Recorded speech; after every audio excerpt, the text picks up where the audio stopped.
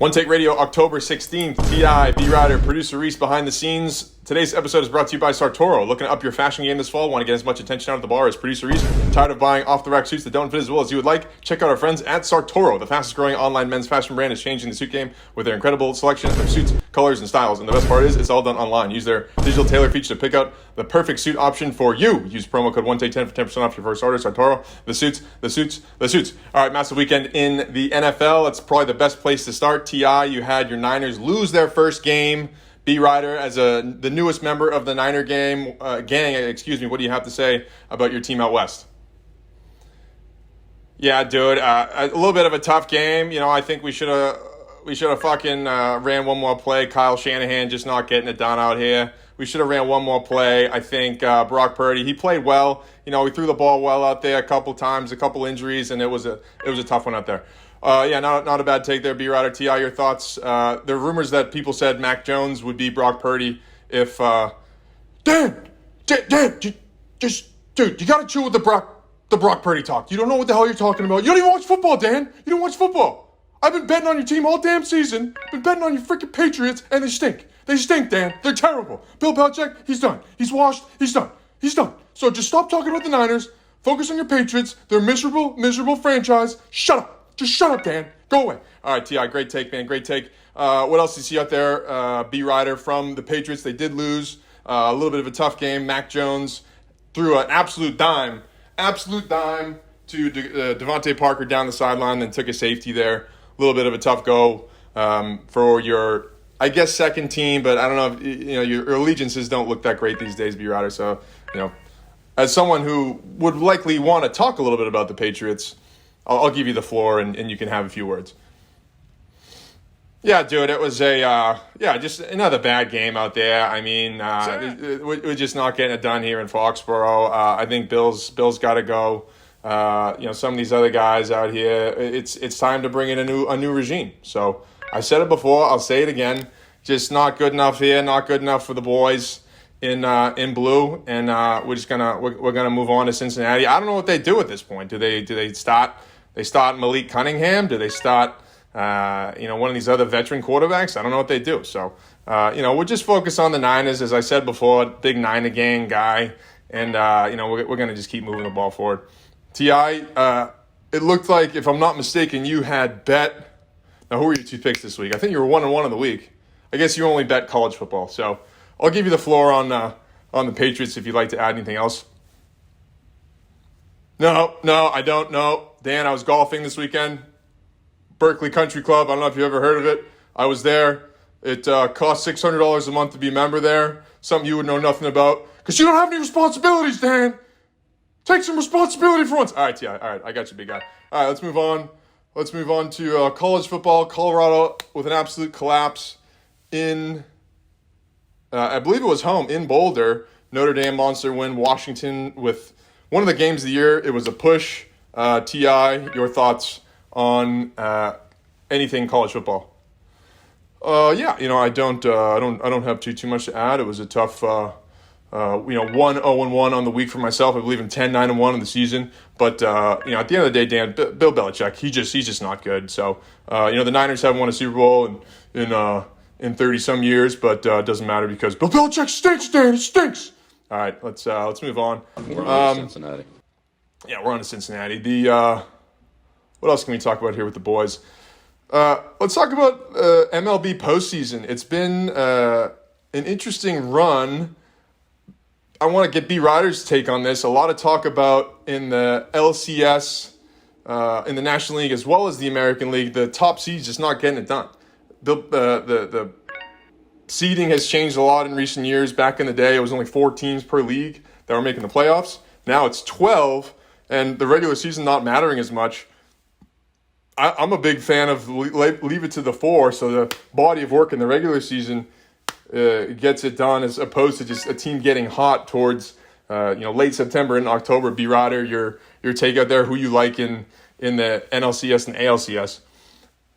Dude, yeah, I back in the early 2000s, big fan of Terry Francona. The Sox, they blew it in 2003 with Grady Little. He left in Pedro a little bit fucking too long, dude. Still breaks my heart, but '04 they came in with the wild card. They got it done against the Yankees in the ALCS, greatest comeback in American League and maybe the history of sports. So I think they should be keeping it to the small amount of teams, dude. Big fan of some of these other teams, but the who was it? The Atlanta Braves, teams like that, who I liked a lot. For them to just fall off in the divisional series, that's tough, dude. So I think they should just limit it to the 4 teams like they used to and not be expanding it, because next thing you know, it's 6, it's 8, it's 12 teams. The NBA's up at like 10, 11 teams, so it's kind of crazy now. I'm rooting for the Phillies going into the LCS. Looks like they're up here in the first inning, but we'll see how they do. That's my take on the overall state of baseball. All right, great take there, B-Router. T.I., your thoughts on the LCS? I mean, your Giants, they're terrible.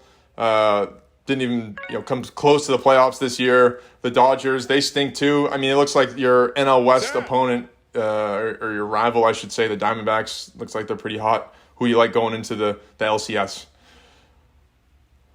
Oh, yeah, Dan, I don't really have too much of an opinion on it. I think, I think that the Red Sox stink, and they've stunk for the last 5 years, Dan. So in case you forgot, it's not, when's the last time they even won a World Series? Was it 30 years ago? I don't even know. 1918? Did the curse even get broken? I don't even know if the curse got broken, Dan. Do you even watch baseball? When's the last time you watched baseball, Dan? I haven't seen you at any Giants games. When have you watched a single game of baseball in your entire life? I don't watch a ton of baseball, T.I., but I try to keep engaged with the game. You don't know shit, Dan. You know shit about shit. So what are we talking about, Dan? What are we talking about? All right. Good point. You didn't really say anything about any of the topics that I had articulated there, but as always, you brought the energy, T.I., so credit to you, and thanks for joining. Great episode, boys. Great episode. Yeah, good stuff there, producer Reese. Let's talk about post show. I think it was a really solid performance by the boys tonight here, October 16th, 2023, a day that will live in infamy. Let's talk a little bit about producer Reese, the sabotage of Dan's mullet here. There was some talks of a little bit of a trim in the back, and I think there was a bit of sabotage from young producer Reese here. This is your chance to open it up. Your thoughts there, young Wong. There may or may not have been some sabotage. I mean, I will say though, there can only be one employee within the company / media mogul who has like the best hair in the company. So I think there have been talks that producer Reese has the best hair in the company, and in order to make that more true, I think I may have had to sabotage Dan's hair. Do you think that's like a sign of confidence and security to sabotage others, to try to bring yourself up by bringing others down? Is that you can think a of good it like mode? this. You can think of it like this, Dan. Like because I cut your hair, Yeah. Now you got to work twice as hard. You got to compensate in other ways. To regain that power within the hierarchy / structure. Oh, is that okay? Yeah. When we hit Balboa Cafe, all the babes are running to producer Reese now. We'll see. Yeah, I mean, There have also been some other talks that producer Reese, when he doesn't have any sort of like hat on his head or a backwards A's cap.